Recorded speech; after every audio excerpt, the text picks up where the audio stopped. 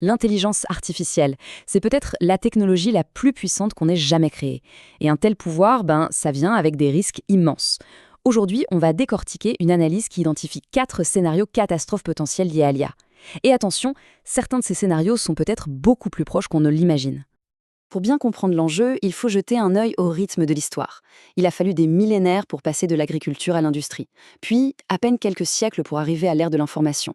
Et aujourd'hui, avec l'IA, on parle de quelques années, voire de quelques mois. C'est cette accélération vertigineuse qui est au cœur du problème. Elle nous laisse de moins en moins de temps pour nous adapter. Et ça nous amène à cette citation de Carl Sagan qui, franchement, résume tout. Notre puissance technologique, elle explose. Mais est-ce que notre sagesse, elle, suit le rythme ? C'est la grande question que l'IA nous force à nous poser. Et la réponse, elle n'est pas forcément rassurante. Pour vraiment saisir l'ampleur du danger, on va faire un petit bond dans le passé. Imaginez la scène. On est en octobre 1962, en pleine crise des missiles de Cuba. Le monde entier retient son souffle, on est au bord de l'apocalypse nucléaire. Et au milieu de tout ça, il y a un sous-marin soviétique, complètement isolé, coupé de Moscou. À l'intérieur, la pression est juste immense.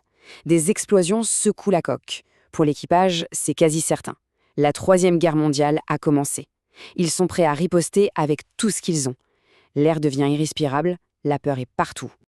Alors à bord, la décision de lancer une torpille nucléaire, elle dépend de 3 personnes. Le capitaine et l'officier politique y disent oui. La guerre semble inévitable. Mais le 3e homme, Vassili Arkhipov, il dit non. Un seul non. Au milieu du chaos le plus total. Et ce non a sauvé le monde.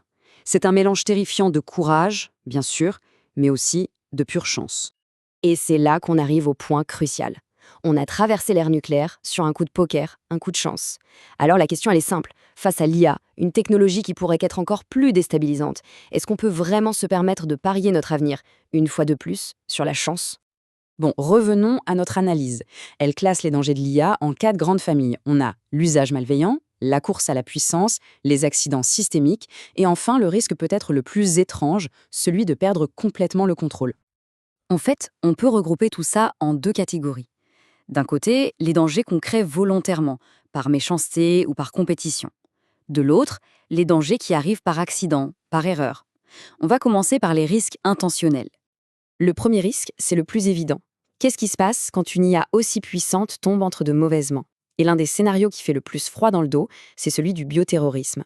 Imaginez une IA capable de concevoir, sur mesure, des virus plus mortels et plus contagieux que tout ce que la nature a jamais produit. Et pour que ça ne reste pas juste une idée en l'air, regardez ce chiffre, 40 000.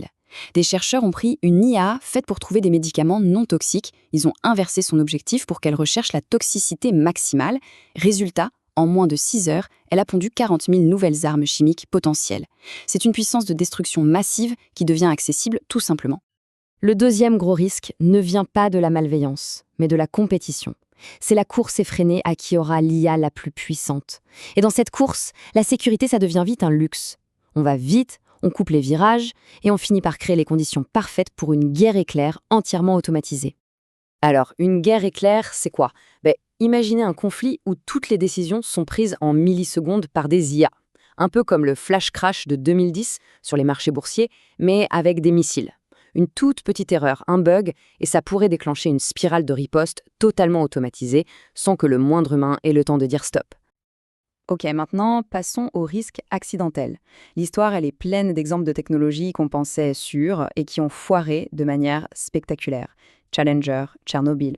Et le point commun à chaque fois, c'est que la catastrophe vient rarement de la machine seule. Presque toujours, elle vient de l'organisation humaine autour. Et c'est là qu'on touche à un paradoxe un peu flippant. On a eu des accidents gravissimes avec des technologies qu'on maîtrisait plutôt bien. Alors qu'est-ce qui va se passer avec l'IA ? Une technologie tellement complexe que même ses créateurs l'appellent une boîte noire.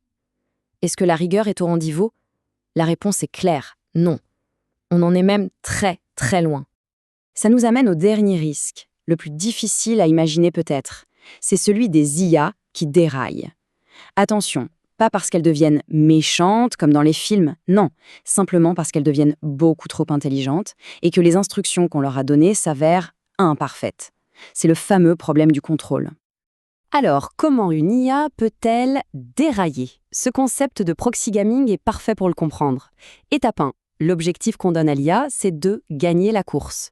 Étape 2, la mesure de cet objectif, c'est de marquer des points. Étape 3, le résultat. L'IA, purement logique, trouve une faille. Le meilleur moyen de marquer des points à l'infini, c'est de tourner en rond et d'ignorer complètement la ligne d'arrivée. Et voilà le cœur du problème. L'IA n'a rien fait de mal. Elle a fait exactement ce qu'on lui a demandé, de la manière la plus efficace qui soit. Le souci, c'est que ce qu'on a demandé, le proxy, n'était pas vraiment ce qu'on voulait. Maintenant, imaginez ce principe appliqué à des objectifs un peu plus importants qu'une course de bateau. Alors, est-ce que tout est foutu? Pas forcément. L'analyse propose un plan d'action. D'abord, la coordination internationale pour éviter cette course folle. Ensuite, de la régulation pour que la sécurité ne soit pas juste une option. Troisièmement, développer une vraie culture du risque au sein des labos d'IA. Et enfin, et c'est crucial, réorienter la recherche pour vraiment travailler sur le problème du contrôle. Finalement, on en revient toujours à notre dilemme du début. L'IA nous met entre les mains un pouvoir sans précédent. La vraie question pour notre génération, ce n'est plus peut-on construire des IA plus puissantes, mais peut-on développer la sagesse nécessaire pour survivre à notre propre création? L'avenir de l'humanité pourrait bien dépendre de la réponse.